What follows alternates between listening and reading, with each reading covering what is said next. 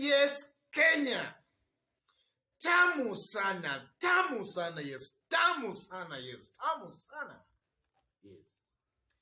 Building of coalitions is gathering momentum.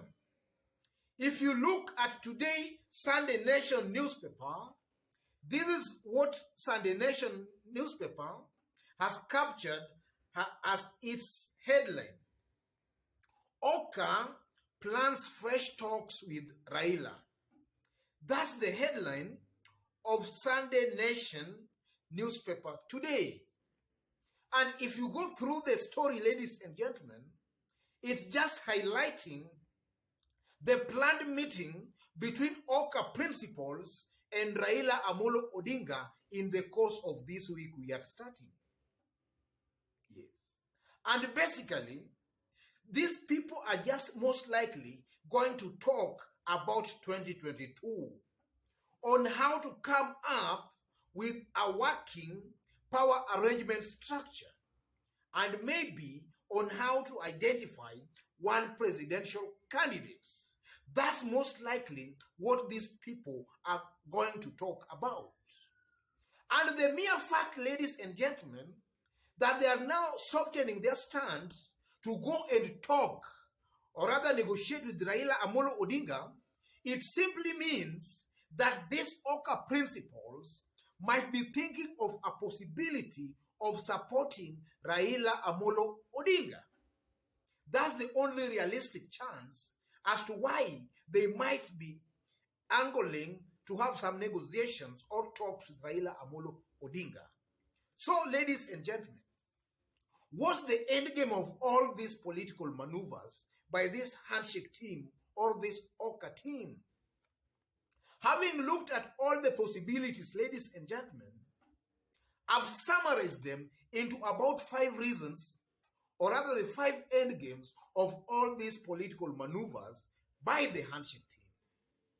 Because if you look at all these OKA principles, Kalonzo Musyoka, Moses Masika Wetangula, and Musalia Mudavadi, and also if we leave out Gideon Moi, these 3 OKA principles are rebelling currently because of different reasons.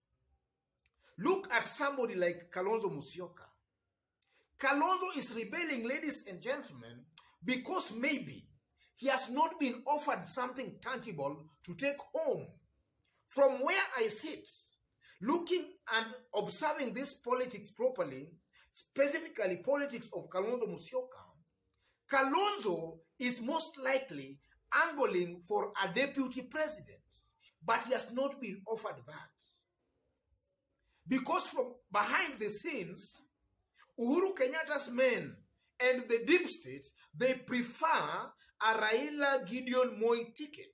Where Raila goes for the presidency, Gideon Moi goes for the vice presidency. That's the preferred ticket for the deep state. The deep state prefers that kind of a ticket. That's what is bringing problems with Kalonzo Musyoka. Because Kalonzo Musyoka feels that maybe if he can't be supported for the presidency, then at least he should be offered the position of the vice presidency. But the president's men or the deep state are not offering him that. The deep state or the president's men or the handshake team in general is preferring a Raila presidency with a Gideon Moi vice presidency. If this team can assure Kalonzo of a vice presidency, from where I sit, Kalonzo will take that post running. He will accept it very, very, very fast. If only he can be offered that position of a vice presidency. The second thing, if you look at Musalia Mudavadi, ladies and gentlemen, most likely is rebelling to prove a point. Musalia Mudavadi believes that is being overlooked simply because of the nature of the Mulembe politics. Musalia Mudavadi, ladies and gentlemen, as somebody looking at this thing keenly, Musalia Mudavadi feels that Raila's men and Raila himself are overlooking him because of the 2013 presidential election. In 2013, we all know Musalia Mudavadi contested for the presidency, but Raila Amolo Odinga won, beat him in his own backyard of the Mulembe Nation. So Musalia might be wanting to prove a point that 2022 is different from 2013. That might be forming the reason as to why he is rebelling. And also, if you look at Musalia Mudavadi's political journey properly, Musalia Mudavadi seems to be suffering or seems to be a victim of something I've always described in this YouTube channel as a last-minute ditch mistake.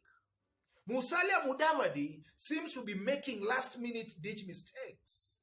A case in point is 2002, where it was rumored that Raila Odinga wanted to support Musalia Mudavadi for the presidency, only for Musalia Mudavadi to bolt out and go back to Kano.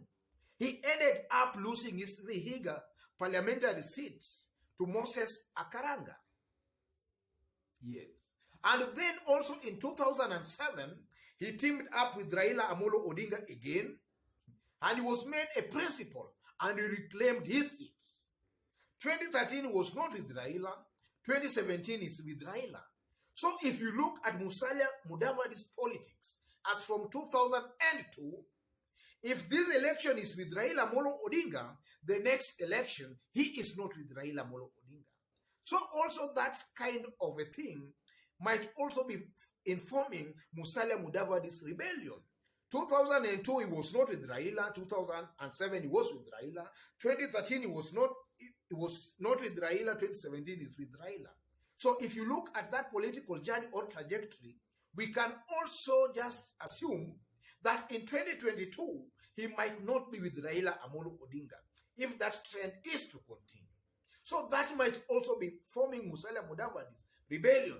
But I strongly also believe that if he can be convinced properly and be made to feel he is the kingpin of the Mulembe Nation, then he might support Raila Amolo Odinga. And then thirdly, if you look at Moses Masika Wetangula does not know whether he's rebelling or not.